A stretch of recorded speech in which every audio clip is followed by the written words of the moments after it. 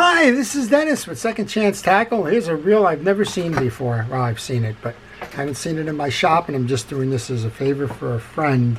But this reel and the combination that it is on is the modern day equivalent of a split bamboo pole with string wrapped around the edge. This is a Silstar Crappie rod and reel. It's an 8-foot 2-piece reel with a Silstar CR 5 fishing reel on there. That's just sluggish, and my buddy said he just wanted to take this out to the dock and go catch some panfish and crappie, and could I clean it up for him? So I thought, what the heck, why not? Do him a favor. So the rod and reel, this is about as basic as it gets. This is old school.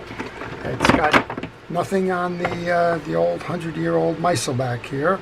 It's basically the same thing. It's a direct drive, simple take apart, and we'll show you how this comes together, how to service it if you have one of these, because regardless of the reel or the age or the use of that reel, you should clean them and you should take care of them, and they will take care of you. So I'm just going to get a little bit of the dirt off of here. He said he's had it hanging in his rafters of his garage for a while, and it's just been collecting dust in that, and finally he's had the opportunity to go ahead and just go do some light freshwater fishing with it. And I told him, before you do, there's no sense taking it out there with a little bit of cleaning and lubrication, so we're going to do that. This is a direct drive reel. It's not a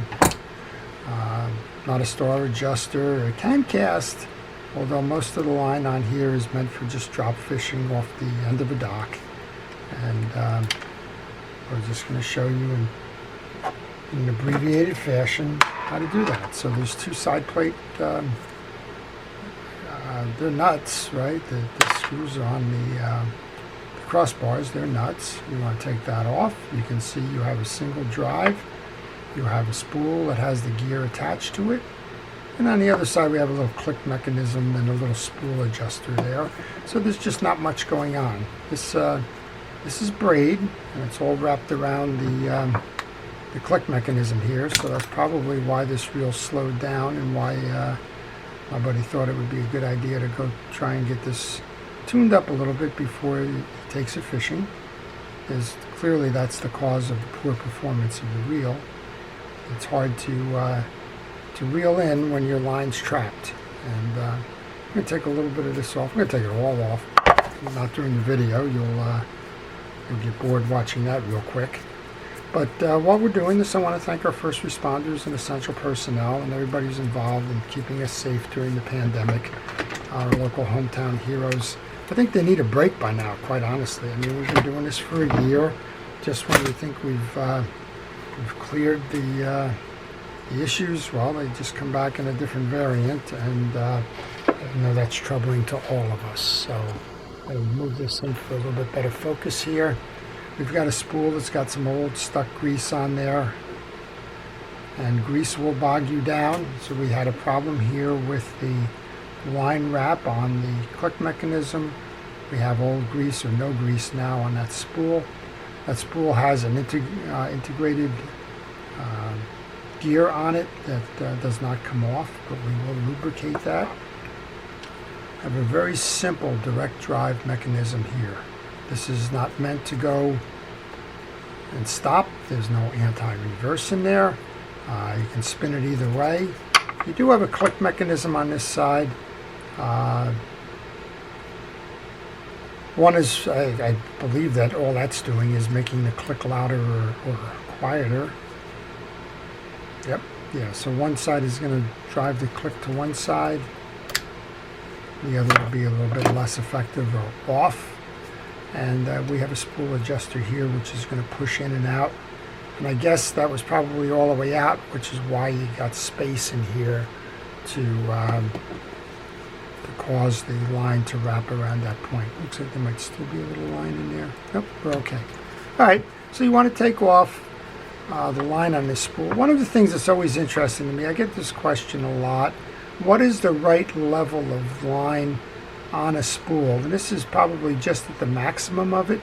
There's folks that want to take this line and they just want to wind it all the way up till you can just about get here.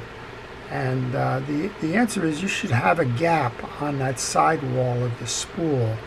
You shouldn't be going on to this over taper here. And that's probably how this line wrapped on. You got so much line on there that as soon as a gap developed in the side of the side plate there, because that spool was out of adjustment, that line had nowhere to travel but in and out. Also, this is not a level wind reel, so you're dependent upon your thumb to even that out. So you want to give yourself a little bit of room or margin of error. You could probably take a little bit more of this line off to be proper. Something like that. That's a little bit better. You can see the clearance on the side walls.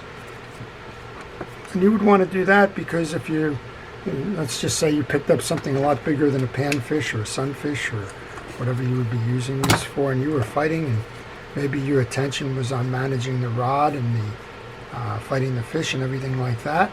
Well, if you're not paying attention to how you're spooling, you're going to clog the reel and you're probably going to break it off. This has got braid on it. There's no right line for a reel like this. You can use mono, you can use braid, you can use whatever you want. This is really drop and lift kind of fishing.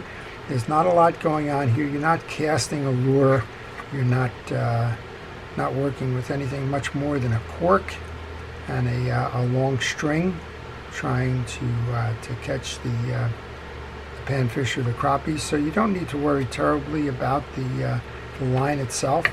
And quite honestly, as I mentioned earlier, this goes back to the old split bamboo or cane poles, and just all you did was kind of wrap some line around the tip, let it out by kind of twirling the rod and bringing it back in. And yes, I do remember fishing those rods. I actually have one around here somewhere. I just couldn't find it when I went to do some real quick prep for this video. So just cleaning out all that dried grease. You saw the dried grease on the side of the spool. Well, it's in all of these ruts of this spool gear.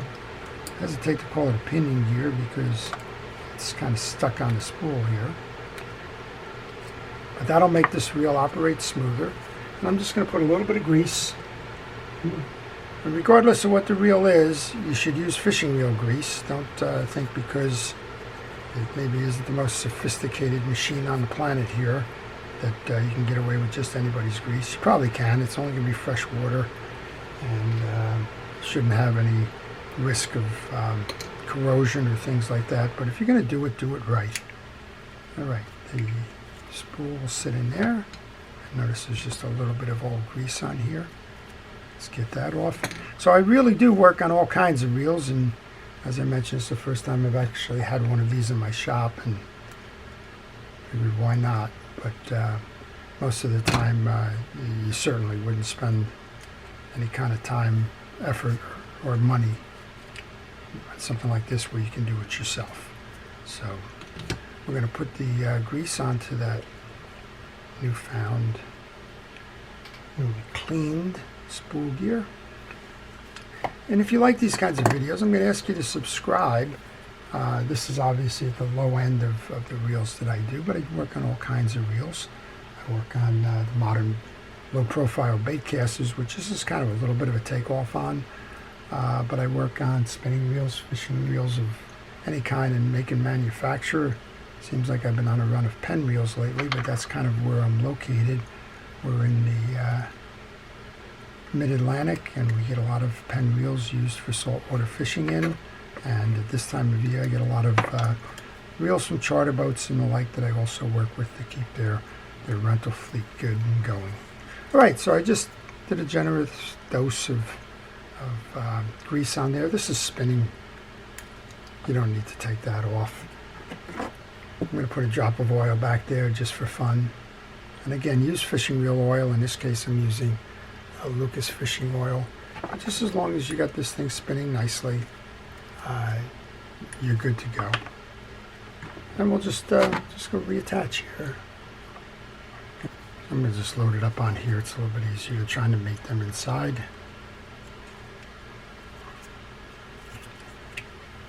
Those of you that watch my videos know it's troubling when you're working with line on a reel, because if there's line on the reel, you generally will get that stuck. So if you have a question about fishing reel repair, all reels count, and I'll try and help you out. Sometimes it's just advice about how to get through a sticky problem in the maintenance of a reel. Sometimes it's what's a good reel for this or that, and I'll try and help you out. If you have a reel that needs to be serviced, well, I do that by mail, and if you contact me through the email on the business card that follows, I'll be happy to provide you with that repair information. Clicker on. Spool's properly adjusted. The next one goes to a louder noise, and then this one goes to off. So that's only controlling the clicker. You're in the on-off. This is going to reverse wind both ways. It's what our variation is of an old knuckle buster. So if you want a reel repaired, or if you'd like me to service you or give you some opinions on that, you can contact me through the email on the business card that follows. I'll be happy to provide you with that information. So there you go. We have an 8-foot Silstar rod, comparable to the old bamboo setup. We've got a very small Silstar CR5 crappie reel, and we're going to put this back on a pole. We're going to go give it to my buddy, and I'm going to wish him and his children some happy fishing. They should have a good day at the local pond, and I'm waiting to hear back on first fish caught. So I hope you've enjoyed it. This is Dennis with Second Chance Tackle. Please stay safe, stay well, stay watching, and have a great day.